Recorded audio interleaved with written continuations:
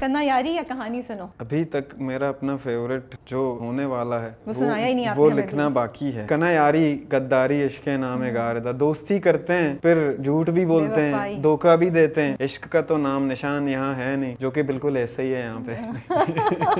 इतना दुखी दिल, ये तो है ना, आर्टिस्ट तो इसी तरह होते हैं ना। अच्छा, आप स्कूल नहीं गए हैं? जिंदगी ने पढ़ाया है काफी। लियारी का हर बच्चा, उसने क्या देखा है क्या नहीं देखा है, उसने वो सब देखा है जो उसे देखना नहीं चाहिए था। हालांकि टैलेंट है, सब कुछ है, अल्हम्दुलिल्लाह यहाँ तक आ गए हैं। जिससे कोई खता हुई हो कभी, हमको वो आदमी मिला ही नहीं जो ने लिया। मैं वो आदमी बनना चाहता हूँ कि बस मैं अगर गलत हूँ तो बस हाँ मैं गलत हूँ। प्यार हुआ था, इकरार हुआ या नहीं हुआ, कहाँ पहुँचे हैं अभी तक आप? दुआएं सुनो, सदाएं सुनो, मुझे प्यार हुआ था, इकरार हुआ था। Hey guys, अस्सलाम वालेकुम, this is Rabia and you watching on Fuchsia magazine. आज थोड़ा सा मैं घबराई हुई हूँ। क्यों घबराई हुई हूँ? क्योंकि जो मेरे मेहमान हैं, सुना है वो कम बोलते हैं, तो मुझे कहा गया है कि ये चैलेंज होगा कि उनको बुलवाया जाए और उनसे कहानियाँ सुनी जाएं। वैसे तो कहानी सुनो बहुत सुनाते भी हैं और सुनवाते भी हैं वो। कन्ना यारी, कहानी सुनो, अगर ये दोनों गाने आपकी प्लेलिस्ट में नहीं है इस वक्त तो अभी जाइए और उसको इंक्लूड कीजिए। वैसे तो I doubt that if you are a Pakistani या आप साउथ एशिया से कहीं बिलोंग करते हैं तो ये इनमें से कोई एक गाना तो आपकी प्लेलिस्ट में होगा ही होगा और इस पर कहीं ना कहीं तो आपने मुस्कुरा के इसको एंजॉय किया ही होगा। मेरे साथ आज हैं Kaifi Khalil. I am really excited कि हम उनसे गुफ्तगू करेंगे। जितनी थोड़ी बहुत रिसर्च की है, उनका जर्नी बहुत इंटरेस्टिंग है, बहुत इंस्पायरिंग है। मुझे जब मैं उनके बारे में रिसर्च करी थी, सॉरी इंट्रो लंबा हो रहा है, you guys will have to bear with me, क्योंकि मैं हमेशा ये बात कहती हूँ, पाकिस्तान में लोग अपने हीरोज़ क्रिएट नहीं करते। We have so many heroes जो यंग भी हो सकते हैं, जो थोड़ी एज के भी हो सकते हैं, लेकिन हम अपने लोगों को ओन करके उनको उस तरीके से नहीं प्रेजेंट करते जिस तरीके से करना चाहिए।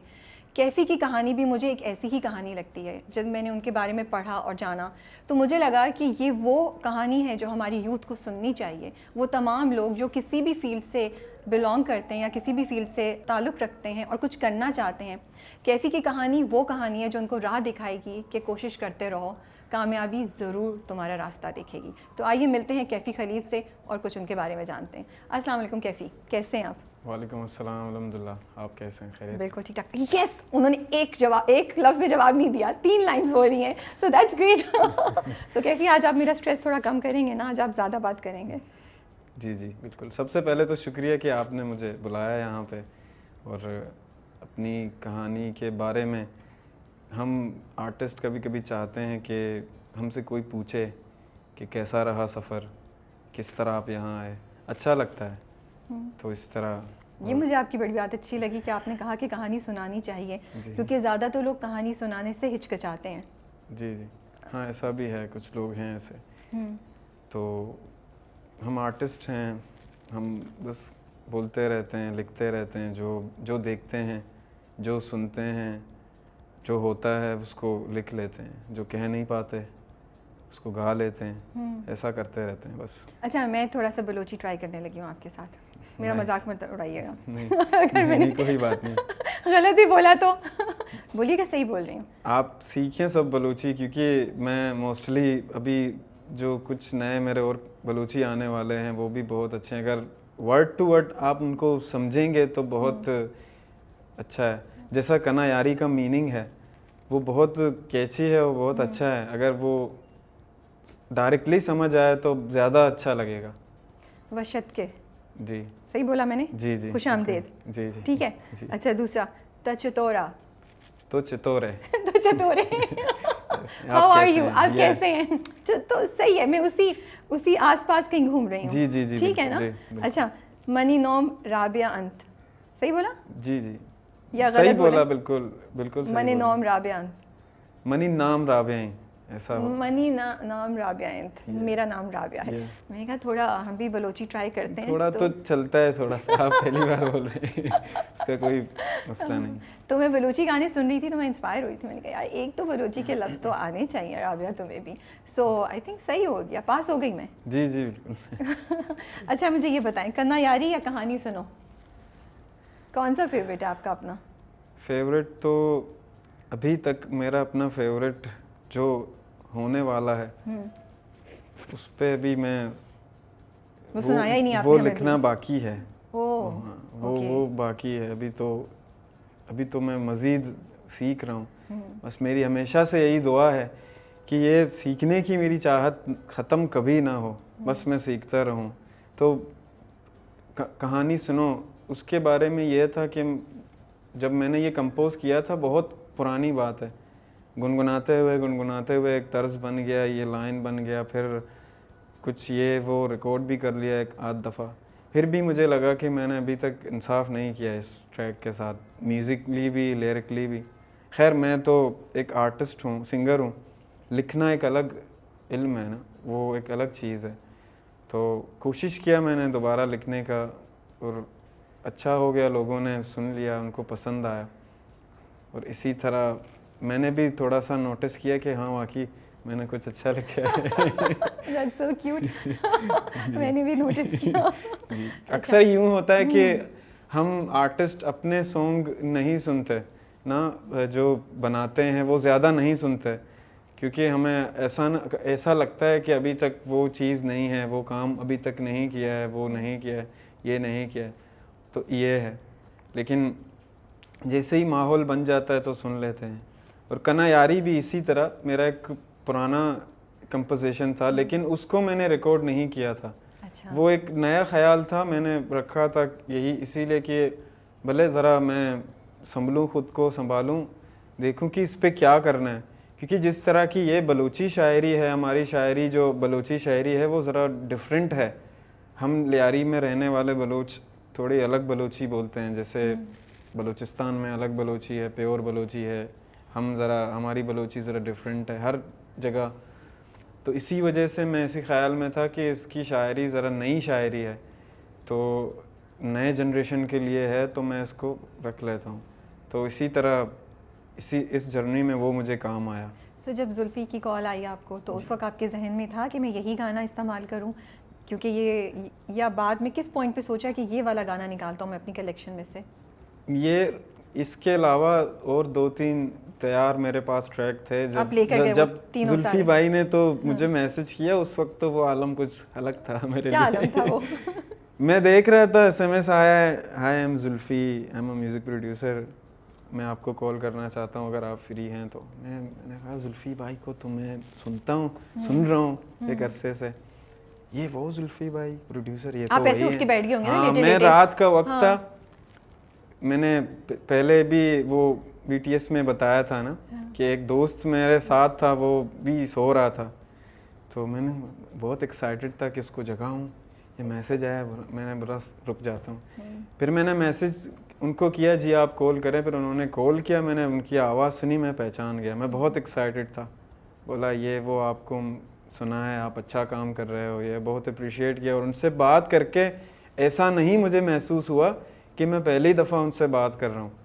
बस उन्होंने कहा आपको ये है सीज़न 14 के लिए आपको मैंने चुना है, बस आपके पास क्या है आप मुझे सुनाओ। मैं बहुत एक्साइटेड हूँ। मैंने फ़ौरन उसी वक्त उनको जो था मैंने भेज दिया। उसी वक्त भेज दिया आपने? हाँ उसी वक्त, बहुत एक्साइटेड था। वो रात तो आप सोए नहीं होंगे? हाँ मैं बहुत, फिर एक तो किसी को बताने की इजाज़त भी नहीं थी ना, कि बताना नहीं था। उन्होंने ऐसे मुझे बताया कि मुझे मतलब इस तरह पहले पता था ना, हमारे दोस्त हैं इल्यूजी के भाई जैसे, उन्होंने भी कोक स्टूडियो में काम किया है, वो आर्टिस्ट हैं, वो भी मेरे साथ होते हैं, तो उनसे अक्सर गपशप होती थी, तो वो मुझे बताते थे कि किसी को बताना नहीं है, सीक्रेट रखना है, जैसा है, मतलब लॉयल रहना है ना, सीधी सी बात है।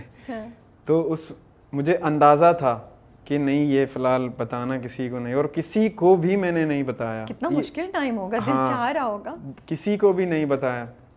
और मेरा इरादा यही था कि मेरे सारे जो दोस्त जो ख़ास मेरे दोस्त हैं, जिन्होंने उस वक्त मेरा साथ दिया जब मैं कुछ भी नहीं था। अब वो मुझे देखेंगे तो उनको कितनी खुशी होगी और उनकी खुशी से मैं कितना खुश हो जाऊंगा। ये मेरे लिए बड़ी बात है। इस चीज़ का मैंने कैसे इंतज़ार किया ये मैं नहीं बता सकता। तो कितने महीने लगे आपको उस टाइम से लेके गाना रिलीज होने तक? तकरीबन सफ़र कितना महीनों सफ़र का? 7 से 8 महीने तक का सफ़र था। वाह। और बहुत मैं घर पे भी किसी को भी नहीं बताया, जो मेरे मतलब करीबी वो हैं जो काम पे मेरे साथ होते हैं, जो उनके साथ में आया जाया करता था, उनको मैं बताया था कि भाई ऐसा सीन है, यहाँ जाना है, बताना किसी को नहीं। उनको भी मैं हर बार यही बताना नहीं किसी को बताना नहीं। तो आप कितने 3 गाने लेकर गए थे जुल्फी के पास? मैं उनको 3-4 गाने मैंने उनको सेंड किए थे कि ये ट्रैक हैं, ये हैं, ऐसा है। तो कना यारी भी उस वक्त था, वो भी मैंने सेंड किया। वो उन्होंने सुना कि ये आपने खुद, मैंने कहा मैंने खुद लिखा है। बोला मैं इसको मैं सुन रहा हूँ इसको, मुझे कुछ टाइम दो। मैंने कहा जी। तो इसी तरह उनको ये पसंद आया बहुत। कहा कि आपने लिखा है। मैंने कहा आधा तो मैंने लिखा है, तो बाकी अगर आप इसको सिलेक्ट करते हैं तो मैं पूरा लिख लूँगा। और आपसे, और सबसे अच्छी बात ये थी उनके साथ काम करने में, उन्होंने कहा नहीं कि ये मत करो, वो मत करो, ऐसा नहीं लिखो, वैसा नहीं लिखो, ये जिस तरह आप लिख रहे हो वैसा लिखो। तो जिस तरह मेरे साथ कनेक्टेड था ये गाना, हालात को लेकर और लोगों को लेकर। कना यारी गद्दारी इश्क नाम है गा रहा था। दोस्ती करते हैं फिर झूठ भी बोलते हैं, धोखा भी देते हैं। इश्क का तो नाम निशान यहाँ है नहीं, जो कि बिल्कुल ऐसा ही है यहाँ पे। इतना दुखी दिल। ये तो है ना, आर्टिस्ट तो इसी तरह होते हैं ना। हम हर चीज़ को बहुत करीब से महसूस करते हैं और देख लेते हैं कि क्या है सीन। तो इश्क के बारे में है, सबसे ये है कि कना यारी का जो मेन थीम ये है कि इंसानों के बारे में है कि क्या करना चाहिए और क्या कर रहे हैं। तो जब आपने पहली बार पूरा गाना सुना, उस वक्त आपकी क्या फील थी? दिल में कैसा फील हो रहा था? मतलब वो आपकी क्रिएशन जो आप अपने कमरे में बनाते थे, वो एक प्रॉपर कोक स्टूडियो में रिकॉर्ड हो रही है, आप सुन रहे हैं, आर्टिस्ट आपके साथ कोलैबोरेट कर रहे हैं, क्या फीलिंग्स थी उस वक्त आपकी? ये मैं बहुत एक्साइटेड था इस काम के हवाले से। नहीं। फिर क्या दिल टूटा भाई? अगर आंसू ही नहीं आए तो फिर? असल में ऐसा होता है ज़िंदगी में ना, सब चीज़ एक बार हो जाता है। मैं ये समझता हूँ बस इंसान एक ही बार रो देता है। अच्छा। उसके बाद फिर मुझे लगता है मैं कैफी से डीप बातों में नहीं जीत सकती। ये मैंने जितनी बातें इनकी सुनी है ना, ये बड़ी गहरी बातें करते हैं। अच्छा खैर, तो आप बता रहे थे कि वो जब सुना तो आप बहुत खुश थे। हाँ, बहुत खुश था उनके साथ, जुल्फी भाई के साथ काम करने में। और कोक स्टूडियो, मैंने पहले भी इंटरव्यूज़ में बताया था कि मैं कोक स्टूडियो बहुत ज़्यादा सुनता था। उन सीज़न के रिलीज़ होने का इंतज़ार करता था और इतना एक्साइटेड होता था कि कौन सिंगर हैं, और नया भी होता था, उसके बारे में भी मैं रिसर्च करता था कि ये कहाँ यहाँ कैसे आया है, इस प्लेटफॉर्म में इसका गाना कैसे होगा। ऐसे ही पहले एक वेबसाइट में आते थे उनके अपने ऑडियोज़ रिलीज़ होते थे, मैं वो डाउनलोड कर लेता था। तो मेरे लिए ये बहुत बड़ी बात है कि मैंने कोक स्टूडियो में परफॉर्म किया है कि इस तरह, वो भी इस तरह का ट्रैक, और अपनी ज़बान में, बलोची, पूरा बलोची ज़बान में।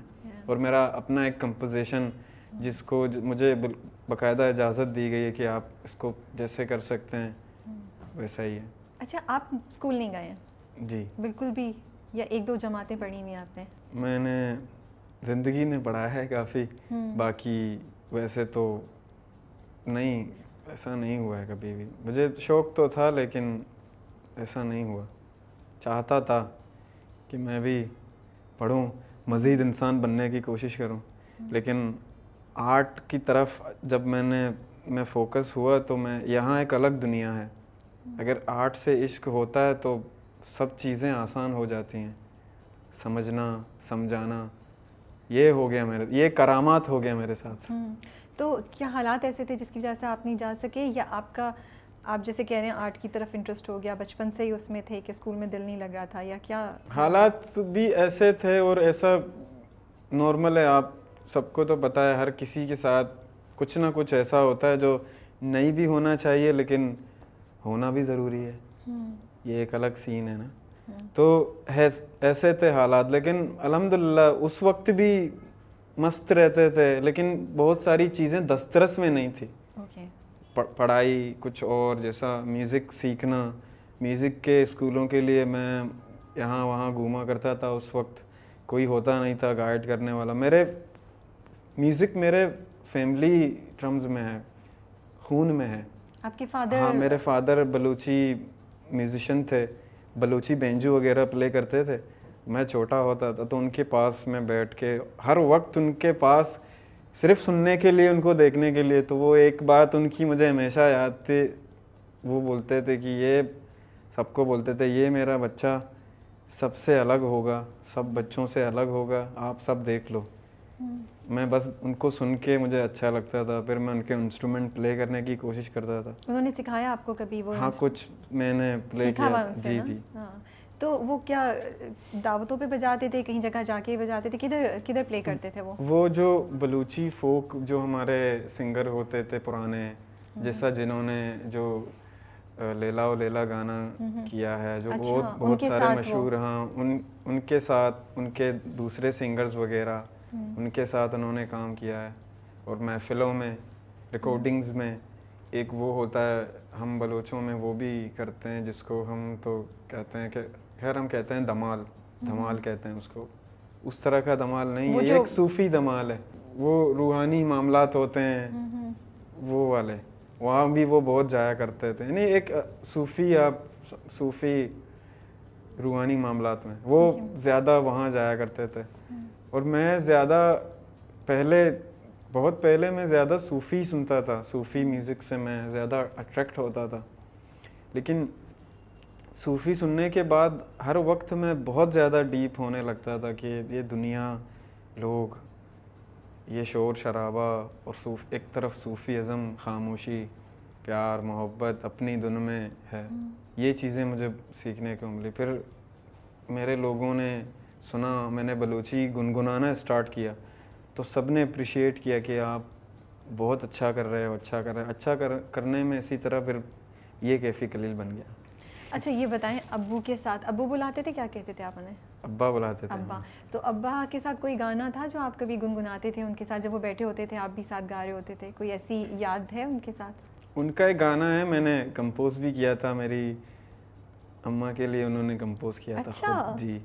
तो वो बहुत प्यार करते थे उनसे, बहुत सारे गाने लिखते थे उनके लिए। तो वो बाहर जब जाते थे ना कॉन्सर्ट्स में, तो काफ़ी कॉन्सर्ट महीनों तक होते थे वहाँ बहुत जगहों पे, तो वो वहाँ होते थे। तो वहाँ से उस दौर में फ़ोन वगैरह तो नहीं होता था, वो नहीं कैसेट में रिकॉर्ड करके बेचते थे।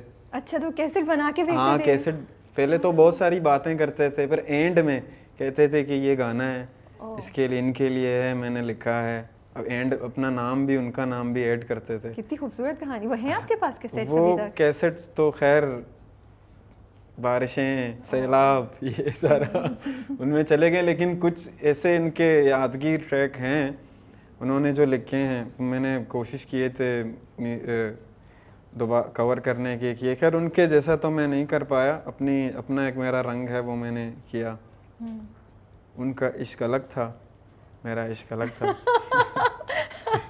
बिल्कुल, आपका इश्क अलग होगा, उनका इश्क अलग था। आपको याद आते हैं वो, अब आप सोचते हैं कभी कि इस वक्त वो होते तो कितना फ़ख्र महसूस करते हैं? मुझे याद आते हैं और अच्छा लगता है कि वो वाकई वो होते हैं, उनको बहुत खुशी होती, क्योंकि मैंने बताया था कि 9 बहन भाई हैं, तो उनमें से कोई भी म्यूज़िक उन्होंने सीखा नहीं। बड़े भाई थे, वो भी मसरूफ़ हो गए, शायरी बहुत अच्छा करते थे। लेकिन जो म्यूज़िक में जिस तरह मैं था, मेरे अंदर मुझे नहीं लगता मैं हूँ, सारा म्यूज़िक है। अगर आप म्यूज़िक को हटा कर मुझे देखेंगे तो कुछ नहीं दिखेगा। तो इस तरह ज़िंदगी गुजारना आसान होती है? मैं जब भी ऐसी बात सुनती हूँ, जो लोग इतनी पैशनेट होते हैं अपनी कला के बारे में, अपने अंदर जो भी उनका टैलेंट होता है, तो मुझे जहन में ये ख्याल आता है कि ज़िंदगी गुजारना आसान होता है या मुश्किल हो जाती है? इसके बगैर है, इसके साथ, दोनों चीज़ों में। इनफैक्ट एक्चुअली इसके साथ, क्योंकि फिर आपको इसके अलावा कुछ नज़र नहीं आता है, शायद ऐसा होता है। मेरे लिए ये ऐसा है ना, मेरे पास एक ऐसी वजह है, बस अल्लाह ताला ने दे दिया है, ये उनके करम है। जब मैं बोल नहीं पाता तो गा लेता हूँ, रो नहीं पाता तो भी गा लेता हूँ, जब मुस्कुराना मुश्किल होता है तब भी गा लेता हूँ, तो सारा मेरा रिकवर हो जाता है ये। तो आपके लिए ज़िंदगी को आसान कर रहा है। हाँ, बहुत ज़्यादा। उसके अलावा एक अलग पीस है मेरे अंदर, मुझे शोर शराबा ये नहीं, बस एक खामोशी जो है, जो अपने साथ, बस मैं अपने साथ हूँ मज़े में, और कुछ नहीं, बस इसके साथ आर्ट है, मैं गा लेता हूँ, कोशिश करता हूँ, लोग सुनते हैं, उनको अच्छा लगता है, बड़ी बात है। तो इसको लेकर एक बहुत बड़ी वजह है मेरे पास जीने के लिए, वरना बेवजह जीना तो आपको पता है वो मुझे ज़्यादा मुश्किल लगता है। ये नंबर 101 गहरी बात बाय कैफी खलील गाने ले, तो मैं तो किताब लिखने वाली हूँ कैफी आपके ऊपर, आपकी ये गहरी बातों पे। तो बस ये सीखा है मैंने ज़िंदगी तो जब वो कॉन्सर्ट्स पे जाते थे तब तो आपके माली हालात बेहतर होते होंगे, या तब भी मुश्किल थी? वो जब वो होते थे तो अल्हम्दुलिल्लाह, मतलब ऐसा नहीं होता था। वो बचपन में गुजर गए थे, बहुत तो छोटे थे क्या? हाँ, मैं बहुत उस वक्त तो बहुत छोटा था, बहुत ज़्यादा छोटा था, बहुत, मतलब याद है कुछ मुझे कि ऐसा उनकी तबीयत ख़राब हुई थी, लेकिन बहुत पुरानी बात है ये। और जब वो होते थे तो अल्हम्दुलिल्लाह सारा, उसके बाद फिर बड़े भाई थे, वो पढ़ रहे थे खुद, उनको पढ़ना था, वो डॉक्टर भी बनना चाहते थे, लेकिन उन्होंने भी अपनी ज़िंदगी के साथ कॉम्प्रोमाइज़ किया। हम बहन भाइयों को संभाला, काम किया, 2-2 3-3 जगह, वो एक नॉर्मल चलता रहा ज़िंदगी का। लेकिन जो म्यूज़िकली अगर मैं कुछ मुझे चाहिए होता था तो मैं ज़ाहिर नहीं करता था, मैं समझ जाता था कि हालात ऐसे नहीं हैं कि मैं कुछ ज़ाहिर करूं, हालांकि करूं तो होंगे लेकिन ऐसे नहीं। तो ये मुझे करना था कि बस खुद करना है, कहीं भी जाना है खुद करना है, अगर कुछ लेना है तो कुछ करना है, काम करना है, बस खुद करना है। ये है ज़िंदगी के साथ, ये अंडरस्टैंडिंग था। तो किस एज से आपने काम करना शुरू किया खुद से, और क्या काम करते थे आप? मैं पहले तो छोटे छोटे दुकानें होती थी, जैसे इजी लोड वगैरह के शॉप्स होते थे, वहाँ पे मैं दुकान में बैठा करता था। तो मैं सोचता था कि मुझे गिटार लेना है, एक तो मुझे किसी ने यहाँ पे बताया नहीं होता था कि गिटार मिलता कहाँ है। ये मेरे लिए बहुत, किसी से पूछो तो बताता नहीं है, नहीं बाहर से मिलेगा ये वो। कितने बड़े थे आप? मैं तकरीबन उस वक्त मेरे ख्याल से 15 साल या और आपको था कि मुझे गिटार पे फिक्स थे, गिटार फोकस था कि मुझे गिटार हाँ, चाहिए? बहुत जुनून था गिटार का, मुझे बहुत जुनून था। और मेरे पास वो टेप होते थे, टेप छोटा नहीं जिसमें कैसेट होते थे, मेरे पास जितने भी मोस्टली जो मशहूर पाकिस्तानी बैंड होते थे उनके कैसेट्स होते थे, मैं बहुत सुनता था। पॉप म्यूज़िक बहुत सुनता था, बहुत ज़्यादा, किसका गाना आ रहा है। हाँ, आपका या सबसे ज़्यादा किसको सुना हुआ है? सबको सुनता था, जैसे आतिफ असलम होते थे, जुनून, सारे स्ट्रिंग्स, ये सुनता था। हालांकि उस वक्त मुझे ज़्यादा लिरिकली मैं छोटा होता था, मुझे समझ नहीं आते थे, लेकिन म्यूज़िकली मैं कनेक्ट होता था, कहीं ना कहीं सुन लेता था। अच्छा, तो इजी रोड की दुकानों पे काम कर रहे थे, गिटार के लिए पैसे जमा कर रहे थे जी। फिर और क्या, और फिर पता कैसे चला कि गिटार कहाँ से मिलेगा? फिर मुझे बताया किसी ने कि सदर में एक जगह है जहाँ सेकेंड हैंड गिटार मिलते हैं, हमने सुना है। मैं किसी दोस्त के साथ गया तो वहाँ मेरा जो पहला तनख्वाह मुझे मिला महीने का 1500 रुपया, उससे मैंने गिटार ख़रीदा। और मुझे याद है मैं बहुत एक्साइटेड था, बहुत ज़्यादा। मैं बस पे आया, बस पे गए थे हम, फिर बस पे आ गए। इरादा था रिक्शे पे आने का, लेकिन फिर कुछ बचा नहीं, फिर हम बस पे आ गए। ऐसा मतलब मुश्किल से दूर है ना यहाँ से, हमारे यहाँ से बस भी रुक के चली जाती है ना, और बस चेंज भी करनी पड़ी होती है। हाँ, लेकिन वो उसी जगह पे हम पिक करते थे। लेकिन मैं बहुत एक्साइटेड था, उस वक्त आता नहीं था कि ये किस तरह प्ले करते हैं, कैसे प्ले करते हैं। फिर कुछ दोस्तों ने मुझे बताया कि आप यूट्यूब है, यूट्यूब से सीखें। मुझे पता भी नहीं था कि यूट्यूब क्या है। फिर इसी तरह मेरा इंटरेस्ट बढ़ता गया, बस सीखना है सीखना है। कुछ यूट्यूब के मदद से मैंने सीखा बेसिक कुछ। फिर मैड स्कूल का कैसे पता चला? अच्छा रुके, मुझे मालूम करना है पहले, और किस किस्म की नौकरियां की आपने? 1500, ये आज से कितने साल पहले की बात है? 1500 में गिटार आ गया, मुझे काफ़ी हैरानी हो रही है। सेकेंड हैंड था ना वो असल में, उस वक्त तो इतना वो नहीं होता था, इतने लोग परेशान नहीं होते थे। अभी तो कुछ नया सीन है, अब तो नहीं मिलेगा। हाँ, अभी तो अलग अलग सीन है। अच्छा, तो सबसे ज़्यादा मुश्किल कौन सी नौकरी थी जो की? सबसे ज़्यादा मुश्किल नौकरियां तो खैर मैं बचपन में से ही करते थे ना, घर में जैसे माहौल होते थे, बड़े भाई थे वो जहाँ काम करने जाते थे तो वो लेके जाते थे, हाँ, उनके साथ पार्ट टाइम छोटे मोटे काम करके, कभी कभी 20-30 रुपए मुझे दिहाड़ी मिलते थे दिन में, उनको जमा करके मैं कैसेट्स लेता था।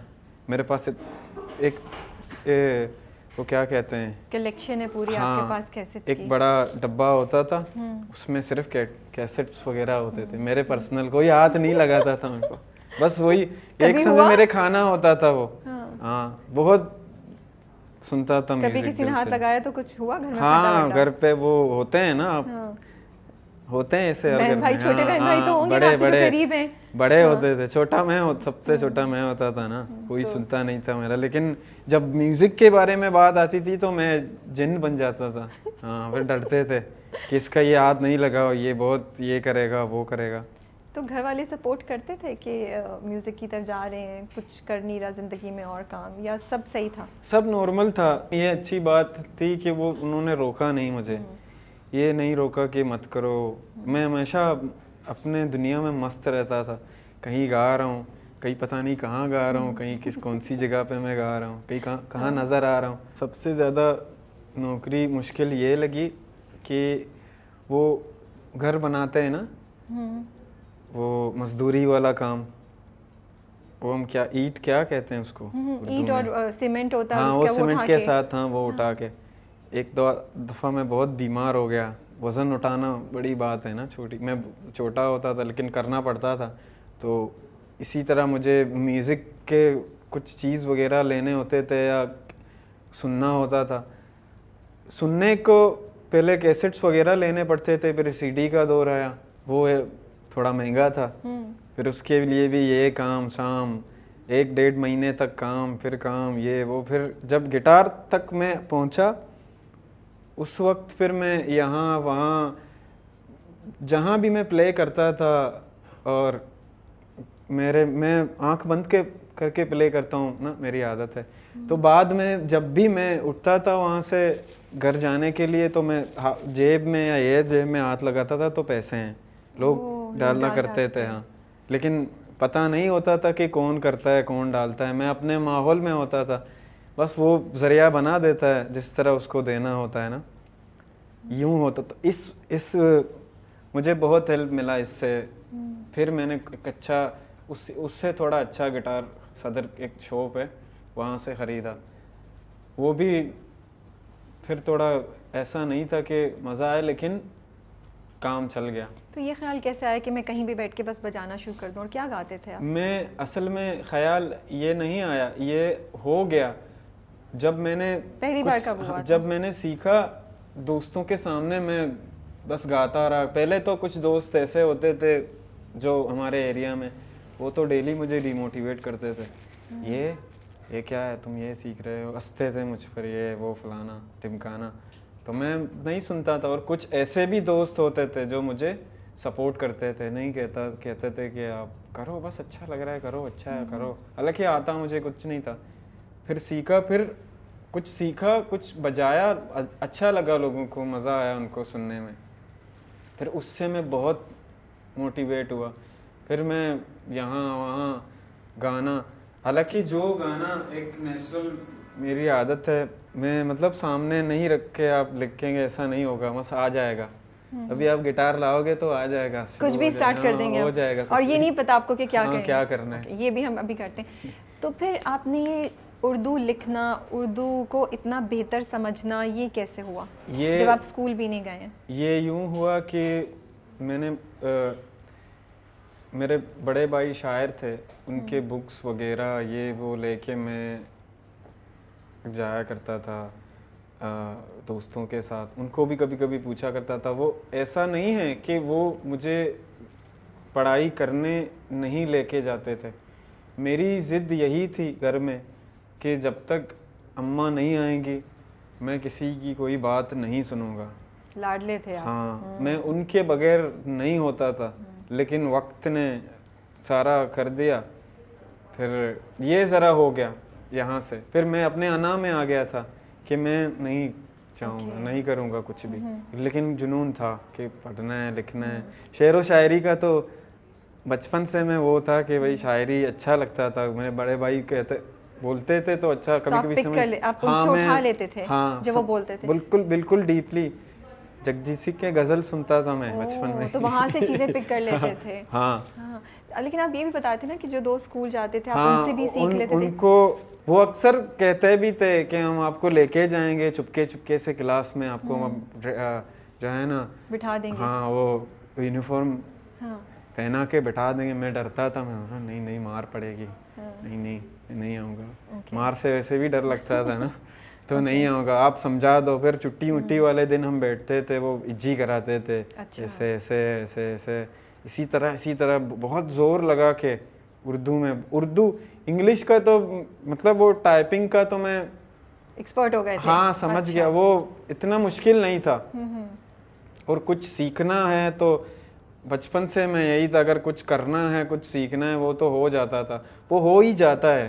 किसी को कुछ अगर करना होता है, हाँ, ये मैंने नोट किया है। तो मतलब आप कह रहे हैं, बिकॉज कैफी मुझे बताया था कैमरा कि फ़ोन पे मैसेजेस का ट्रेंड था, तो ये मैसेज जब करते थे वहाँ से भी बहुत सी लैंग्वेज उन्होंने पिक की, इंग्लिश और उर्दू की हिज्जे वगैरह। तो मैट स्कूल पे आते हैं अब हम, उसका पता चला आपको, वहाँ गए आप? वहाँ मुझे किसी दोस्त ने बताया कि ऐसा ऐसा है, फ्री में गिटार सिखा रहे हैं, सर आमिर ज़की का सुना है? मैंने बोला हाँ सुना है, वो तो बहुत बड़े। वहाँ मिले थे आपको हाँ, आमिर ज़की? जी। मैंने बोला वो तो बहुत बड़े गिटारिस्ट हैं, मैं उनका फ़ैन हूँ। ये बोला हाँ वो सिखा रहे हैं। मुझे यकीन नहीं आया, मैंने कहा ये बस बोल रहा है ऐसे ही। भाई तुम चलो ऑडिशन है। मैंने कहा नहीं नहीं छोड़ो, पैसे वैसे नहीं है मेरे पास, वो बहुत पैसे लेंगे। नहीं आप चलो, लेके गया मुझे। मैं गया थोड़ा वहाँ मैड स्कूल में। एक तो मैं बहुत नर्वस था, उस वक्त सर आमिर ज़की नहीं थे, तो जो ऑडिशन तक एक दूसरे सर थे, सर फराज रिजवी, वो थे। वो भी बहुत अच्छे सर थे हमारे। उन्होंने ऑडिशन लिया, मुझे कुछ एक आध कोड्स आते थे। मैंने गाना स्टार्ट किया तो उनको अच्छा लगा कि ये गा भी रहा है। तो हालांकि 2-3 महीने गुजर चुके थे उस कोर्स के। वो लियारी के कुछ बच्चों को फ्री ऑफ कोर्स सिखाते थे, इसी तरह कोई एक प्रोजेक्ट था उनका। लेकिन वहाँ भी बहुत यादगीर मेरा वक्त गुजरा है। मैं तो वहाँ बहुत कुछ सीखने गया था और बहुत कुछ सीखा वहाँ से। उस माहौल से मैंने देखा कि वाकई कि गिटार वगैरह किस तरह प्ले करते हैं, म्यूज़िक को किस तरह सीखने की वो रखते हैं। वहाँ से इस तरह ये मैड स्कूल का स्टार्ट हुआ। मैड स्कूल जमजमा पे है? जी जी। तब ऑल द वे आते थे? जी, बड़ा लंबा टाइम लगता होगा। वो यूँ होता था कि इनका वैन होता था हमें लेने, लेकिन हम मेरे घर के पास तो नहीं आता था। खारदर जो है ना वहाँ तक आते थे। तो यहाँ से घर से खारदर हम पैदल में जाया करता था, कभी कभी पैदल। एक दफ़ा बस एक पहले में जब पहला मुझे बुलाया था, दूसरे में तो गलतफहमी ये हो गई थी कि मैं समझा था 2 बजे गाड़ी निकलेगी, मैं लेट हो गया था। ये गलतफहमी हो गई थी। मैं गाड़ी निकल चुकी थी और मुझे फिर फ़ोन आया कि आपको तो आना है, आपका एक छोटा सा परफॉर्मेंस है, आप सेलेक्ट हो चुके हैं, आपको लोग सुनने आ रहे हैं, ये वो, आप अभी से ये वो। ऐसा हुआ। मैंने बोला अभी तो जाना है। मैंने फ़ोन किया, संडे का दिन था। फ़ोन किया कुछ दोस्तों को, दोस्त घूमने गए हुए हैं सारे। ऊपर से जल्दी में मैं निकला। अक्सर मैं निकलता हूँ, मुझे कुछ पैसों की ज़रूरत नहीं होती थी, मतलब हो जाता था, कोई वो नहीं होता था, खाना शाना मिल जाता था, ये काफ़ी होता था, बाकी कुछ नहीं चाहिए था ज़िंदगी से। वो मिल रहा है खाना वगैरह, ये होता था। तो किराया वगैरह नहीं था मेरे पास। मैंने फ़ोन भी खूब किए, दोस्त बहुत दूर हैं। फिर इसी तरह पैदल पैदल काफ़ी देर लगी मुझे वहाँ पहुँचने में। मैं पहुँचा भी एक आप खस्ता हालत पैदल में। पहुँचे? हाँ, एक मैंने रिस्क लिया था बस ये। वाओ, कितनी देर लगी आपको पहुँचने में? 2 मुझे घंटे? 1.5 घंटे, 1 घंटा 40 मिनट शायद ऐसे ही कुछ लगा। मैं बहुत स्पीड में ये वो इतना, अगर हम मतलब देखना चाहें इतना तो दूर नहीं है। जो रेगुलर पैदल आता जाता नहीं है, कोई स्पोर्ट में नहीं है, उसके लिए वाकई बहुत मुश्किल है। 1.5 घंटा और कराची मेरा में वॉक करना? इसलिए मुझे कोई प्रॉब्लम नहीं हुआ क्योंकि मैं हर जगह पैदल जाया करता था। मुझे वॉक करना बहुत पसंद है अभी भी। अभी तो खैर कुछ अलग सीन है, लेकिन मुझे बहुत पसंद है। अच्छा, मुझे बताएं तो वो आमिर ज़की से कब आपने सीखना शुरू किया? हाँ, आमिर ज़की से मैंने दूसरे सीजन बार में, मुलाकात कब हुई? दूसरे सीजन में उनसे मुलाकात हुई। दूसरे सीजन में कुछ अलग, फिर एक अलग प्रोजेक्ट था, उनसे मुलाकात हुई। और कुछ और स्टूडेंट्स थे, दोस्त थे, वो भी थे मेरे साथ। उनसे भी बहुत कुछ सीखा। और ये बहुत ब्लेसिंग है कि उनके जैसे इंसान से कुछ सीखना। वो हमारे सामने बैठ के प्ले करते थे, हम डर जाते थे। वो ऐसे गिटार प्ले करते थे, उनका एक अलग जुनून होता था। तो हम क्लास का वक्त होता था, मैं एक्साइटेड होता था बहुत कि जाना है, बस जाना है, पहले तैयार होके जाना है, बस जाना है। या पहले या गाड़ी से पहले पहुंचना है। गाड़ी आई नहीं है, हम होटल में बैठे हुए हैं, चाय पी रहे हैं, गाड़ी आ रही है। ये अच्छे दिन गुजरे? हाँ, बहुत अच्छे दिन गुजरे। तो कभी आमिर ज़की ने तारीफ़ की, कुछ कहा उन्होंने आपके बारे में जो आपको अब याद आता हो? हाँ, उन्होंने जब लास्ट में हमारा प्रोजेक्ट हुआ, उनका जो एक परफॉर्मेंस था, एक थिएटर था, थिएटर पे हमें गिटार प्ले करना था, मुझे गाना भी था। मुझे गाना था, गिटार भी प्ले करना था, तो मुश्किल हो रहा था। फिर सर ने कहा इसको गिटार नहीं प्ले कराते हैं। उसने एक बात हमें समझाया था कि एक इंसान 2 चीज़ परफेक्टली नहीं कर सकता। एक आर्टिस्ट या कोई बहुत बेहतरीन गिटार बजाएगा या वो सिंगिंग करेगा बस। तो वो सही कहता था। मैं उस वक्त ज़रा नर्वस भी होता था। तो एंड के दिन में उन्होंने अप्रिशिएट किया, हाथ लगाया, बोला बहुत अच्छा काम किया आप लोगों ने, चल इसी तरह काम करते रहो आप। ये वो बहुत अच्छा लगा हमें। वो तो बहुत मतलब इस पहले वाले से बहुत शॉर्ट वो था, कोर्स का टाइमिंग। हाँ, शॉर्ट था। मैंने देखा आप कॉन्सर्ट पे कुर्सी पे बैठ के आप गिटार के साथ गा रहे होते हैं। हाँ, तो हाँ। यही स्टाइल आगे भी रखने का प्लान है या आप कोशिश करेंगे कि, बिकॉज मैंने ये भी सुना है कि आप बैंड अपना बनाने की कोशिश कर रहे हैं, या क्या अभी प्लान है या खुद अकेले ही करना चाह रहे हैं? अभी ये ज़्यादातर मेरे सुनने वालों पे भी डिपेंड करता है, वो मुझे किस लिहाज से सुनना चाहते हैं। या सिर्फ मुझे अकूस्टिक सुनना चाहते हैं। ज़्यादातर लोग मुझे अकूस्टिक सुनते हैं। और बैंड्स के अभी तक जो मेरा बेस्ट परफॉर्मेंस है बैंड के साथ, इंशाल्लाह वो अभी मेरा इरादा है कि किस तरह रखना है, किस तरह नहीं रखना है। क्योंकि मेरा हमेशा से फोकस यही रहा है कि लोग मुझे ज़्यादातर अकूस्टिक सुनते हैं, उनको ज़्यादा अकूस्टिक अच्छा लगता है मेरा। तो अब ऐसा कुछ मुझे करना है कि बैंड के साथ भी उनको वो मज़ा आए, उनको वो फील आए। सही बात है, हाँ, कि आपकी जो चीज़ है वो ख़राब ना हो जाए जी। और उनको भी सबसे अच्छी बात, ज़रूरी बात यही है कि वो एंजॉय करें। जब वो एंजॉय करेंगे तब मैं एंजॉय कर पाऊँगा। बचपन में बुलिंग भी फेस किया आपने? लोग आपको तंग करते थे? हाँ, ये तो काफ़ी। क्या होता था और किस तरीके से आपको लगता है कि उसने आपको एक इंसान की हैसियत से तब्दील किया है? क्या आपके अंदर अच्छाइयाँ या आपके अंदर स्ट्रेंथ डाली है? मैं शुरू से ऐसा मतलब खामोश मिजाज होता था। किसी से मेरी बातचीत ये वो ज़्यादा नहीं होती थी, या अपने एरिया में या कहीं भी। तो अक्सर मैं जाया करता था, डरता भी था कि गिटार है मेरे हाथ, क्योंकि इंस्ट्रूमेंट है और इसको कोई हाथ लगाएगा अच्छा नहीं लगेगा। मुझे अपनी फ़िक्र नहीं होती थी कि कोई मुझे कुछ कहेगा। मुझे बस ये फ़िक्र ज़्यादा सताती, डरता इस वजह से था कि मेरा ये गिटार है, इसको कोई फेंके नहीं, इसको कोई तोड़े नहीं। मुझे अच्छा नहीं लगेगा कि इसको कोई हाथ लगाए, कोई तोड़े इसको। ये मैं बहुत कुछ ऐसे होते थे कि आवाज़ देते थे, ये फलाना ढिमकाना। अभी अल्हम्दुलिल्लाह वो भी इज़्ज़त करते हैं। तो ये बस। उस वक्त गुस्सा नहीं आता था आपको? क्या करते थे आप जब गुस्सा आता था? गुस्सा तो आता था, गुस्सा बहुत सारी चीज़ों पे आता है इंसान को, लेकिन मैं फिर वही बात कहता हूँ ना कि मेरे पास एक रीज़न है अपने आप को शांत रखने का। कुछ ऐसे भी रीज़न ज़िंदगी में होते हैं जिनको लेकर बहुत गुस्सा आ जाता है, लेकिन फिर उसके बाद क्या है, ज़िंदगी सर्द मिजाजी से सोचा जाए तो मैं शांत होता हूँ कि हाँ ये है, ये फ़लाना है, ये ढिमकाना है। बहुत सारे ऐसे हालात मैंने फ़ेस किए हैं। आपको तो लियारी का हर बच्चा, कल ही मैं नहीं हूँ, हर बच्चे को आप देखो, उसने क्या देखा है, क्या नहीं देखा है। उसने वो सब देखा है जो उसे देखना नहीं चाहिए था। हालांकि टैलेंट है, सब कुछ है, लेकिन फिर भी हमने देखा है, हमने झेला है, लेकिन बस अल्हम्दुलिल्लाह यहाँ तक आ गए हैं। लियारी के बारे में क्या बात है जो आप बताना चाहेंगे मुझे, सारी दुनिया को, जो लोग सुन रहे हैं आपको, जो आपको लगता है लोगों को नहीं पता लियारी के बारे में? लियारी के बारे में ये लोगों को अक्सरियत नहीं पता। मैं अक्सर ये कहीं जाता हूँ, मुझे लोग पूछते हैं लियारी यार बहुत ख़तरनाक जगह है, बहुत ही है। तो मैं इसको कहता हूँ ऐसा नहीं है कि इंसान बसते हैं हर जगह। ख़तरनाक एक्चुअल जगह नहीं होते, तो इंसान होते हैं कुछ, और वो हर जगह होते हैं। हम ये नहीं कह सकते। ये है लियारी के लोगों में मोहब्बत बहुत है, आर्ट है, स्पोर्ट है जो कि सबको पता है।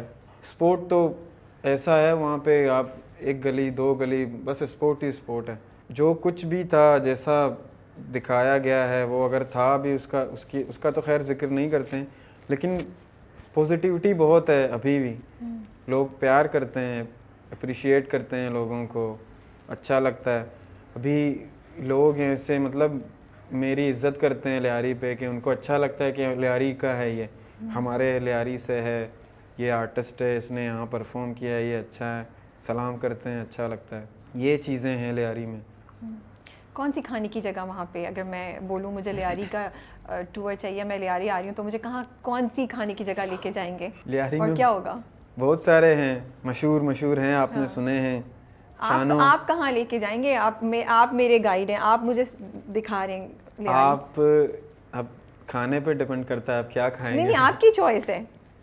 वहाँ मशहूर एक है शानो बारबेक्यू, बलूची थी, बहुत मशहूर है और बहुत टेस्टी है। शानो बारबेक्यू? हाँ, बलूची बारबेक्यू है। हाँ, बलूची टेस्ट है उनका, बलूची टेस्ट, हर चीज़ वहाँ पे है। ठीक है, मतलब वो जगह भी बहुत, तो वो नीचे बैठ के वो जो कालीन होता है उसका वाली जगह? जी हाँ, इसी तरह। तो हम फिर वहाँ जाएंगे, फैमिलीज वगैरह भी जाते हैं वहाँ पे, और बहुत मशहूर है।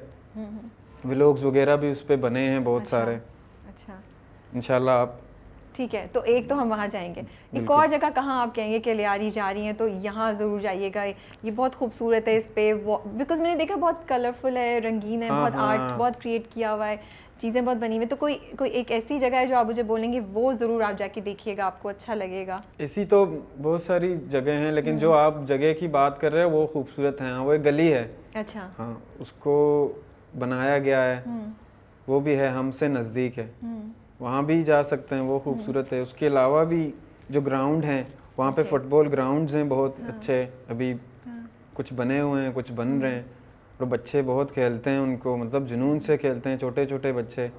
रात को वो सब माहौल है, वो भी इसी तरह कलरफुल है। ओके, वो भी इसी तरह कलरफुल बनाया गया है, अभी नया ग्राउंड है। तो आपने कभी खुद अपने लियारी के लोगों के लिए बजाया है, परफॉर्म किया है? कभी ऐसा हुआ है कोई किसी एक ग्राउंड में बैठ के सब लोग बैठे हुए हैं और कैफी जो है वो गा रहे हैं? नहीं, अभी तक ये कॉन्सर्ट मेरा मतलब इरादा है इंशाल्लाह इस तरह का कि एक कॉन्सर्ट में रखूं पूरे लियारी में। लोग जितने भी लियारी के लोग हैं जो पॉसिबल, जो मुझे सुनना चाहते हैं, उनकी तमन्ना है वो आए, मुझे लाइव सुने बाकायदा, और सुने मुझे लाइव। मुझे तो सब सुने लाइव, बस मैं बस गाता रहूँगा, मेरी ख्वाहिश है, और कुछ नहीं करूँगा मैं। जब आपके गाने आना शुरू हुए यूट्यूब पे, तब लोगों ने पहचानना शुरू किया होगा आपको कि अच्छा ये इसके गाने आ रहे हैं, और फिर कोक स्टूडियो के बाद तो एक अलहदा ही शनाख्त आपको मिली होगी। तो क्या हुआ, कभी ऐसा हुआ गली में गए, लोगों ने कंधों पे उठा लिया और नारे लग रहे हैं? नहीं, ऐसा तो नहीं हुआ, लेकिन जब जाता हूँ तो लोग आवाज़ देते हैं, हाँ। वाह कैफ़ी ऐसा करते हैं, अच्छा लगता है, मतलब अप्रिशिएट करते हैं, उनका स्टाइल है अप्रिशिएट करने का। तो मैं ज़रा मतलब सीधा सादा मिजाज का हूँ ना, बस खामोशी से चलना फिरना, मुझे ये चीज़ पसंद है बहुत। आजिज़ी बहुत ज़्यादा, मुझे ऐसा ही मतलब रहना है इसी तरह। आपने मैं आपका एक इंटरव्यू सुन रही थी तो आप कह रहे थे कि रात को म्यूज़िक क्रिएट करना आपके लिए बहुत दफ़ा चैलेंज हो जाता था, मुश्किल होता था, क्योंकि बाहर एक तो क्योंकि वो घर साथ साथ जुड़े हुए, तो आवाज़ें आती थी बहुत ज़्यादा, उससे भी थोड़ी रुकावट होती थी। कभी बाहर कुछ हंगामा हो रहा है या बाहर कुछ हालात ऐसे हैं, हाँ वो उसके बारे में कुछ बता सकते हैं, क्या होता था? क्या वो स्टिल हम फेस करते हैं। अब हमें दूसरा सवाल ये था कि क्या वो अभी तक ऐसा ही होता है? हाँ अभी तक है। उसकी रीज़न ये है कि अभी इंशाल्लाह देखते हैं आगे, मेरा इरादा है कि पर्सनल स्टूडियो बनाने का, और इंशाल्लाह क्योंकि मेरा अपना घर है ना वो, और घर का माहौल आपको पता है कि डिफरेंट होता है, पीछे गली है, बच्चे शो। अभी तो ये है कि मैं बाहर रिकॉर्डिंग्स होते हैं, मैं बाहर चला जाता हूँ, और काम जो होता है वो भी मुझे कहीं करना होता है तो मैं अपना लैपटॉप लेके अपनी चीज़ें लेके आप निकल जाता हूँ। हाँ मुझे काम करना है, क्योंकि मैं म्यूज़िक का काम मोस्टली मैं खुद करता हूँ, ये करता हूँ। तो कुछ दोस्त हैं मिक्सिंग मास्टरिंग का करते हैं, और वो भी म्यूज़िक का करते हैं, कुछ उनके आइडियाज़ होते हैं। लेकिन ये चीज़ मतलब ये शोर शराबा हम फेस करते हैं, ये बहुत नॉर्मल है हमारे लिए। अब आदत हो गई है। हाँ आदत हो गई है। कभी फ्रस्ट्रेशन नहीं होती, क्या यार मैं इस वक्त मुझे ये रिकॉर्ड करना था और अभी ये हंगामा हो रहा है, अभी ये शोर मच रहा है? ऐसा बहुत दफ़ा हुआ है। लेकिन करना वही ना, करना है तो अगर मैं उस पर फोकस करूँगा तो नहीं कर पाऊँगा। इरादा मेरा वही है, वो करना ज़रूरी है, चाहे कुछ भी हो। तो वो पहला गिटार जो लिया था वो अभी तक है आपके पास? नहीं, मेरा एक है सीन मेरे पास, जो आता है गिटार वगैरह, तो जो कुछ दोस्त होते हैं वो भी सीख रहे हैं तो उनको चले जाते हैं। अरे वो रख लें, हम बोलेंगे कैफी का पहला गिटार था, हम रखते उसको, सेलिब्रेट करते, ये तो बड़ी हाँ ये भी ज़रूरी था, लेकिन आपने दे दिया, किसी दोस्त को दे दिया? उस वक्त हाँ ज़रूरी यही था कि किसी दोस्त ने मुझसे मांगा था वो, तो मेरे पास था तो मैंने दे दिया, बोला रखो। उसके अलावा भी तो मुझे मतलब मिलता है इस तरह के गिटार वगैरह, ये चीज़ें मैं ये समझता हूँ कि अगर मेरे पास ऐसे ही रखा है तो कोई काम आएगा, वो ज़्यादा ज़रूरी है कि कोई यूज़ करेगा उसको। वो गिटार के लिए भी सही है क्योंकि वो प्ले हो रहा है ना। कैफी ने गहरी बातों के साथ साथ राबिया को शर्मिंदा भी कर दिया। कैफी आपकी बात बिल्कुल सही है। नहीं ऐसी बात नहीं। देखिए मैं अपनी तरफ से सेलिब्रेट करना चाही थी कैफी को। नहीं आप सही कहते हैं, आपका जज्बा बिल्कुल सही है, मदद करना ज्यादा इम्पोर्टेंट है। आप बिल्कुल सही कह रहे हैं अपनी जगह। ऐसा ये भी चीजें जरूरी हैं, बहुत जरूरी है। आप सही कह रहे हैं, मैं इसको बहुत अप्रिशिएट कर रही हूँ कि आपका ये जज्बा है और आप आगे भी मदद करना चाह रहे हैं अपने आसपास लोगों की, जिनको कर सकते हैं आप। अच्छा, तो वो जो गाना है कहानी सुनो, मुझे प्यार हुआ था इकरार हुआ था, तो फिर क्या प्यार हुआ था, इकरार हुआ या नहीं हुआ, कहाँ पहुँचे हैं अभी तक आप? इस किस्से पे भी किस्सा है? ओके इस किस्से पे भी मजीद मेरा लिखना जारी है। हम लिखने की बात थोड़ी कर रहे हैं, तो जो हुआ था हम वो किस्सा सुनना तो अभी वो वाज़े होना बाकी है ना, ये कह रहा था। वो मतलब बाकी है अभी तक, इकरार होना बाकी है अभी नहीं। वो पूरा कि एक्चुअल हुआ क्या था, क्या हुआ था, वो एक बस वो है, हाइको है, ये उनका है, तो इसको मैं कहता हूँ फिर आप समझें। हमने समझा था जिंदगी तुमको, हमने समझा था जिंदगी तुमको, था का मतलब तो तुम्हें आता है। अच्छा, तो वो था या है या होता था, तो हमें इंटरेस्ट है तो वो किस्सा सुन लेते हैं। वो था, बस था, वो था ही रहेगा अब कुछ नहीं हो सकता। मूव ऑन कर गए आप, मूव ऑन कर गए। हाँ, दिल टूटा था। अब वो तो मोस्टली वैसे टूटता रहता है, लेकिन अभी पक्का हो चुका है, अभी नहीं टूटेगा। मतलब वो जो आप कितनी ढेर सारी फीमेल फैंस हैं, उनको बेचारों को बोलूं कि कोई चांस नहीं है या है? अभी इस पे मैं काम कर रहा हूँ ना, खुद पे भी। मैं जब खुद मिल जाऊंगा, खुद को अपनी तलाश जारी है कि मैंने कहाँ खो दिया है खुद को, मिलूंगा तो सबसे मिला दूंगा। कभी कभी किसी से मिलके भी तो आप खुद को पा लेते हैं। हाँ, ये बहुत बड़ी बात कह दी। पर कभी कभी किसी से मिल के भी हम खुद से नहीं मिल पाते, ये भी एक वो मुश्किल उनसे है मिलना ना। ज़रूरी नहीं है, हाँ। वो मिलना मैं मिलना काउंट नहीं करती हूँ, उस मिलने को हम फिर निकाल वही दें। वही वही नहीं मिलना तो वही मुलाकातें हो रही हैं अभी, वो जो सही वाली मुलाकातें वो अभी हुई नहीं है। हाँ, अभी तक रह गया है ना सब। मैंने बताया था कि इस कहानी का अभी जो मेन किरदार है, जो मेन इस कहानी में हुआ क्या था, क्या क्या क़यामत हुआ था, वो भी बाकी है। ये हम रखेंगे अगले इंटरव्यू के लिए जी, इंशाल्लाह, जब हम बिल्कुल। कुछ अरसे बाद दोबारा मुलाकात करेंगे। अभी हमने कहा एक छोटा सा कैफ़ी को थोड़ा सा तंग तो किया जाए ना। अब इतना मशहूर गाना जो हर कोई गा रहा है, उसकी कहानी थोड़ी सी। वैसे क्या जो आपके गाने होते हैं वो किसी ना किसी इवेंट, किसी फीलिंग, किसी चीज़ से इंस्पायर होके होते हैं? हाँ बिल्कुल, मेरे नज़दीक बहुत सारी ऐसी चीज़ें हैं जिनको मैंने बहुत ऑब्ज़र्व किया है, करीब से महसूस किया है कि क्या है, फिर उनको मैंने उतारा है लफ्ज़ों के तौर पर, फिर गाने की कोशिश की है, फिर लोगों को अच्छा लगा है, ये हुआ है। जो मैंने देखा है, जो कुछ भी हो, हर इंसान की ज़िंदगी में बहुत सारी चीज़ें होती रहती हैं।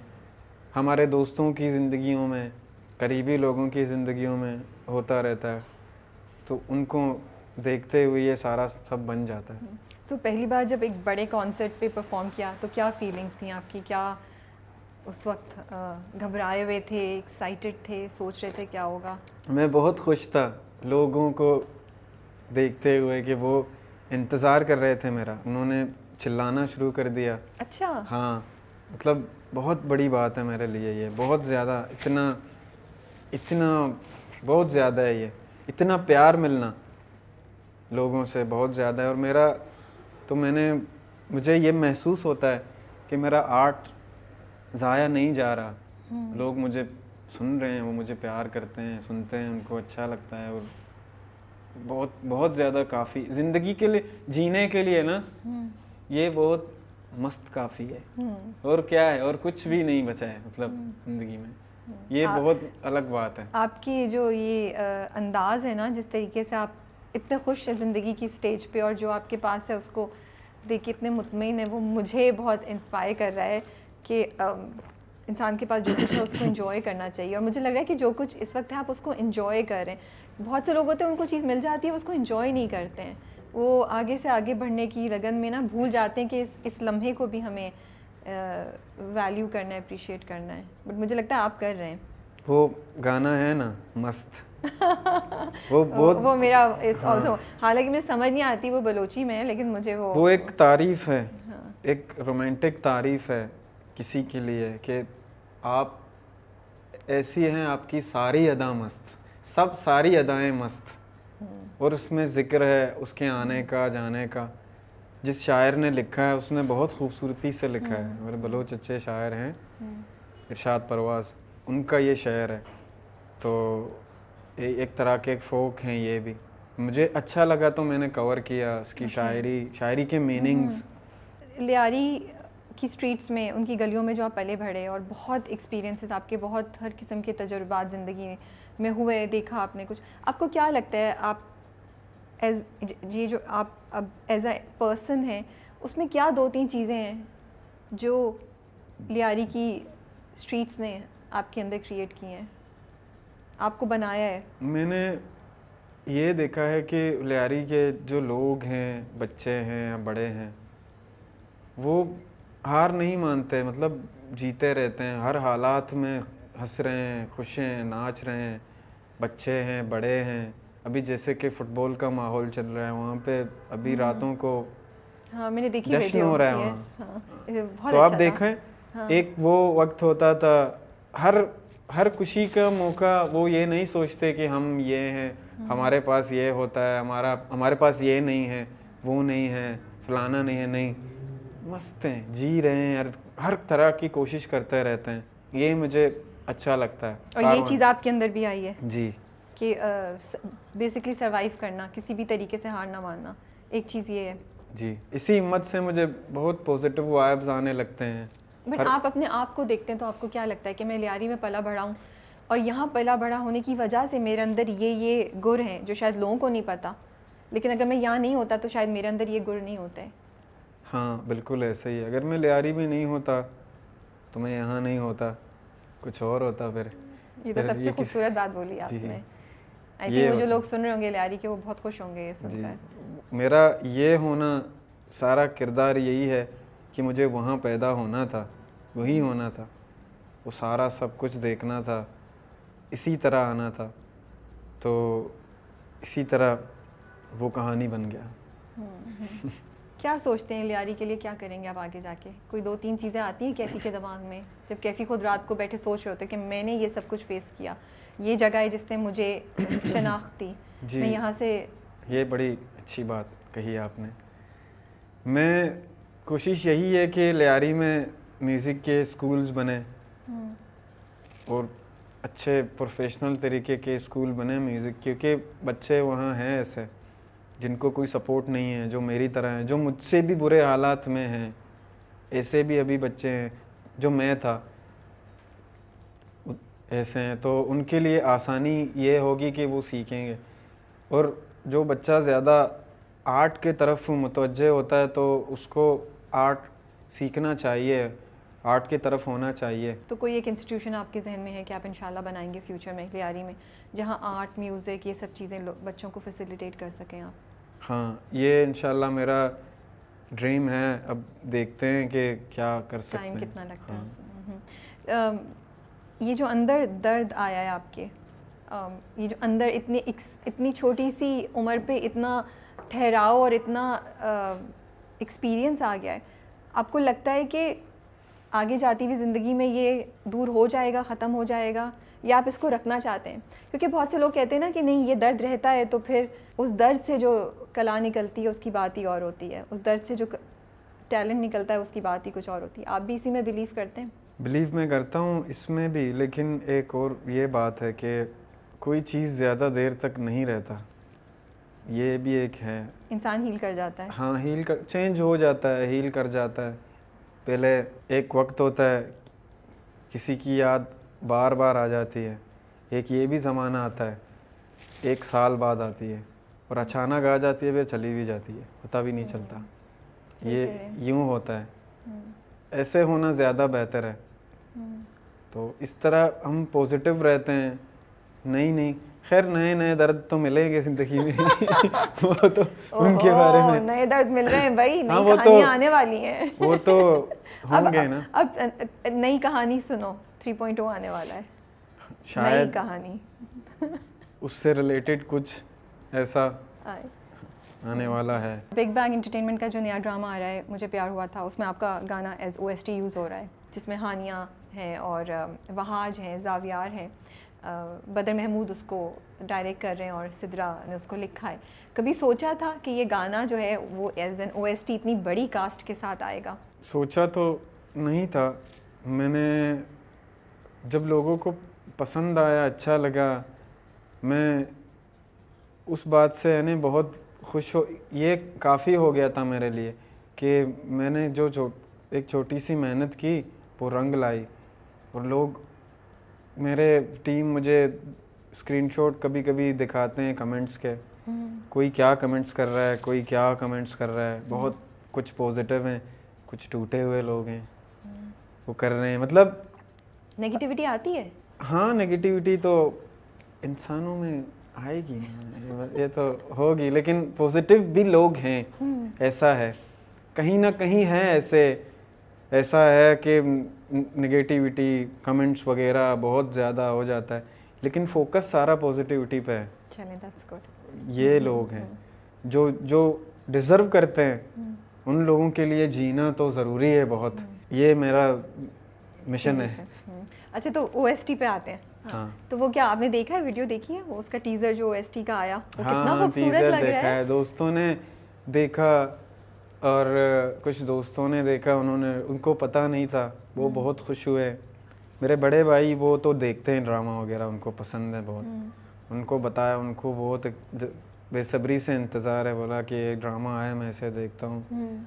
फिर मेरी अम्मा हैं, वो भी ड्रामा, पाकिस्तानी बहुत ड्रामास देखती हैं, तो उनको भी इंतज़ार है कि ये ड्रामा आए। सब कुछ दोस्त ऐसे भी हैं जो ड्रामा नहीं देखते, लेकिन अब देखेंगे। हाँ, उनको भी इंतज़ार है कि इस ड्रामे को देखेंगे। ये कितनी अच्छी बात है। तो आपने हानिया वहाज किसी से कोई मैसेज आया, कोई कहा किसी ने कि आपने इतना अच्छा? वहाज अली से मैसेज उन्होंने मैसेज किया। वहाज ने किया मैसेज आपको? हाँ, क्या कहा वहाज ने? कहा कि बहुत ब्यूटीफुल आप गाना। मैंने कहा आप भी बहुत अच्छे आर्टिस्ट हैं, तो आपके लिए भी कामयाबी की दुआ है हमेशा।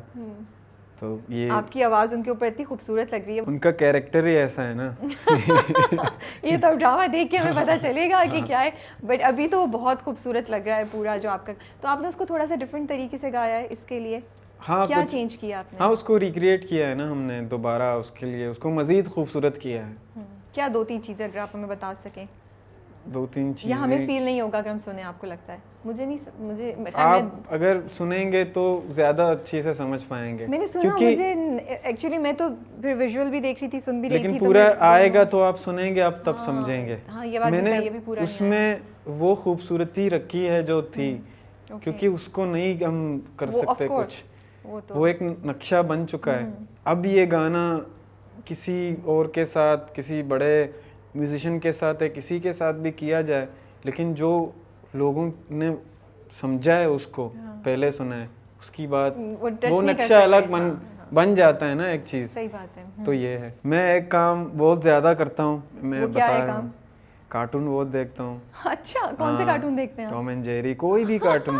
कार्टून बहुत ज़रूरी है इस दुनिया से कटने के लिए, बहुत ज़रूरी कैरेक्टर हैं कार्टून है बस। तो आप टॉम के फैन हैं, जेरी के फैन हैं? मैं फैन तो जेरी का हूँ, लेकिन टॉम पे तरस आता है ना, वो तो कभी जीतता, वो जीत के भी हार जाता है बेचारा टॉम। सही कह रहे हैं, पता नहीं क्या सीन है, उसके ऊपर इरिटेशन भी होती है, लेकिन क्या मसला है टॉम का? उसका नसीब यही है, बस हारना है उसको। हाँ। ये जो जिसने बनाया था ना, उसने ज्यादती की है टॉम के साथ, उसको बेचारे को बहुत पिटवाता है वो जी। बट कौन से पाकिस्तानी सिंगर हैं जो आपका दिल चाहता है कि आप उनके साथ परफॉर्म करें, आप उनके कुछ गाएं, उनके साथ परफॉर्म करें? बहुत सारे ऐसे आर्टिस्ट हैं जिनके साथ मैं परफॉर्म करना चाहता हूँ, लेकिन अपने रंग में, एक जो मेरा स्टाइल है म्यूज़िक का, एक काम होता है कि जो है ना, ये काम है, ये फलाना के साथ आपने वो करना है, एक काम मुझे करना है, वो डिफरेंट है। तो बहुत सारे ऐसे आर्टिस्ट हैं, क्यूबी हैं, कुर्रतुल्लैन बलोच, उनके साथ काम करने का मन है, और बहुत सारे आर्टिस्ट और भी हैं जो मेल हैं। क्या फ्यूचर में क्या प्लान है? आप कहाँ देख रहे हैं अपने आप को 1 साल 2 साल में, या बस छोड़ा हुआ है? सच बताऊँ? सच बताएं। मुश्किल है। सच बताना मुश्किल है। सच ये है कि फ्यूचर में, अभी से लेकर फ्यूचर तक, कभी भी जब तक मैं हूँ, मैं बस एक इंसान बनने की कोशिश में हूँ। वो बन जाऊँगा ना तो कुछ भी मुश्किल नहीं होगा। चलिए, मेरी दुआ है कि आपकी ये जो मैं कोशिश कर रहा हूँ, ये बहुत मुश्किल है। आप क्यों कहते हैं कि मैं इंसान बनने की कोशिश कर रहा हूँ? ऐसा क्या हुआ है, या ऐसा आपने क्या किया है जो आपको लगता है कि आपको अभी भी अपने आप को और बेहतर करना है? मुझे लगता ये है कि मतलब कोई भी इंसान कंप्लीट नहीं है, ये मेरा पॉइंट ऑफ व्यू है ना। लेकिन जितना मैं आपसे बात कर रही हूँ ना, उतना मुझे लग रहा है कि आपके अंदर ये चाह बहुत ज़्यादा है कि मुझे जो मैं हूँ उससे भी बेहतर से बेहतर बनना है। एक होता है अपने आर्ट को बेहतर करना, अपनी जो भी काम कर, आप एज अ इंसान, मुझे ये आप में बड़ा नज़र आया है कि you want to become a better version of yourself. जी, उसकी वजह ये है कि मैं ये चाहता हूँ कि सबसे हमेशा मैं प्यार बांटता फिरूँ, सबसे हमेशा, लेकिन हमेशा हम एक जैसे नहीं रहते। तो कभी कभी मेरा एक फ़ैन फॉलोइंग है छोटा सा, लोग सुनते हैं, मैं परफॉर्म करते हुए उतरता हूँ तो कुछ लोग होते हैं तस्वीर लेने, उनको मौका नहीं मिलता, तो मैं चाहता हूँ कि मिले उनको मौका, तो उनके दिल में कुछ ना कुछ तो रह जाता होगा। कोई एजन हम किसी को, मतलब ऐसा नहीं है कि हर्ट नहीं करता है, हो जाता है, इंसान है। तो इस वजह से मैं यही कहता हूँ कि ये इस वजह को लेकर जैसे भी किसी इंसान के साथ मैं बुरा ना करूँ, कभी किसी के साथ झूठ ना बोलूँ, किसी को धोखा ना दूं, ये इंसानों के लिए बहुत बड़ा मतलब सीन है, ये कोई नॉर्मल बात नहीं है। सही कह रहे हैं। हाँ, ऐसे होना, ऐसे रहना, तो ये अगर हम कोशिश करें इसी तरह पॉजिटिव रहने की कि नहीं हाँ मेरी गलती है, मुझे ये बनना है, हाँ मैंने गलत किया है, मेरी गलती है, मुझे नहीं करना चाहिए था, मैं गलत हूँ। हमको वो जिससे कोई ख़ता हुई हो कभी, हमको वो आदमी मिला ही नहीं जो ने लिया। तो मैं वो आदमी बनना चाहता हूँ कि बस मैं अगर गलत हूँ तो बस हाँ मैं गलत हूँ, हाथ जोड़ना चाहता हूँ। ये मेरा है सीन बस। ये तो आज गहराई कि हम हाँ ना, गहराई ये जो में मैं जा हूँ चुके असल में ना, असली में यही हूँ। तो हम असल ही देखना चाहते थे। एक चीज़ जो मैं ये आपकी एक बात मुझे याद आ गई, आपने कहा था मैं बलोची गिटार और रेगुलर गिटार जो बजाने का तरीका होता है वो क्या बात थी, वो आप एक्सप्लेन कर दें। सॉरी मेरा जाहिलाना सवाल है बट आई वाज क्यूरियस, क्योंकि इसके बाद अब वो अच्छा जवाब देंगे। वो मैं एक्चुअली ये कह रहा था कि गिटार का एक अपना प्ले करने का अंदाज है। तो हमारे जो बलूची फोक दम्बूरा प्ले करते हैं, तो मैं मोस्टली उस स्टाइल में गिटार प्ले करता हूँ, अपना एक टच लाके। वो ज़रा यूनिक निकलता है, लोगों को पसंद आ जाता है। तो अपना एक वो दम्बूरा का स्ट्रमिंग होता है उसके जैसा, इसीलिए वो ज़रा डिफरेंट होता है। ये मैं ये कहना चाह रही हूँ। इन्होंने मुझे ऑफ कैमरा बता दी थी, बट मुझे ये बड़ी इंटरेस्टिंग बात लगी, क्योंकि मुझे लगता है शायद ये पहले हैं जिन्होंने इस स्टाइल से गिटार को यूज़ किया है। तो इस बात को मेंशन करना मुझे लगा इम्पॉर्टेंट है। तो आप हमें कहानी सुना दें थोड़ा सा, 2-3 उसके लिरिक्स। उसके बाद हम एक और वीडियो कर रहे हैं जिसमें आप कैफ़ी को बहुत से डिफरेंट टाइप के गाने सुनते हुए देख सकते हैं। ठीक है, तो गिटार से यही तो है ना दोस्त। अब कैफ़ी के दोस्त आ गए हैं, बेस्ट फ्रेंड। हाँ।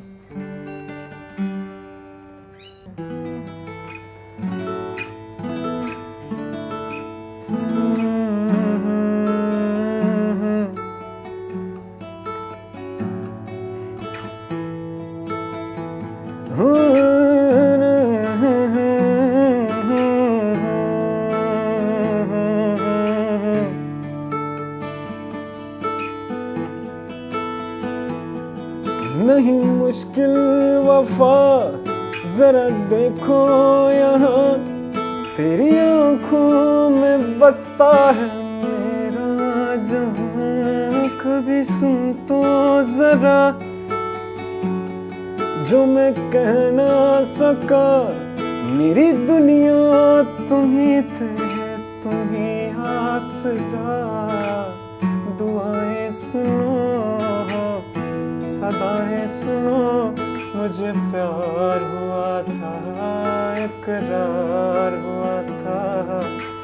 कहानी सुनो, जुबानी सुनो, मुझे प्यार हुआ था, इकरार हुआ था। ओह वाओ, शुक्रिया so nice, शुक्रिया। इतना अच्छा आपने गाया, बहुत शुक्रिया। मैं दिल चाह मैं सुनती रहूँ। शुक्रिया। बहुत बहुत अच्छा गाया आपने।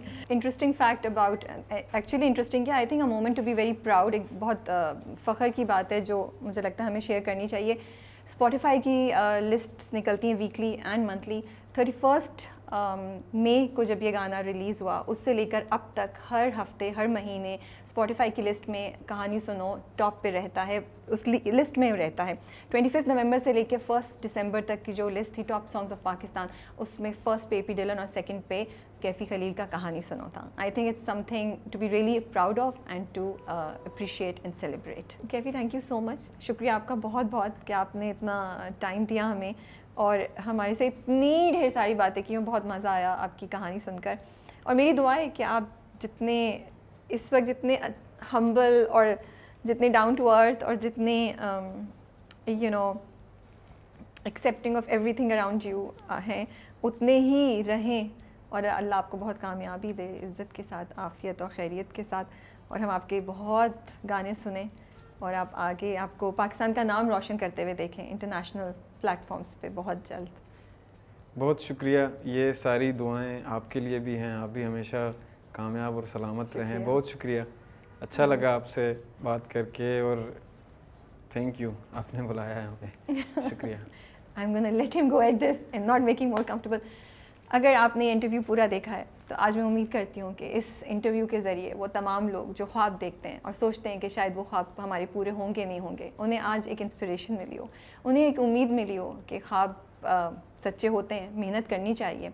और बहुत से इलाके जो पाकिस्तान में एग्जिस्ट करते हैं, जो इग्नोर हो रहे हैं इस वक्त, जहाँ पे इतना टैलेंट एग्जिस्ट करता है, मेरी दिल से दुआ है कि आई विश अल्लाह करे कोई इस चीज़ पे तवज्जो दे कि वहाँ जो टैलेंट है उसको सही राह दिखाई जाए, उसको यूटिलाइज़ किया जाए, उनके लिए भी और पाकिस्तान के लिए भी।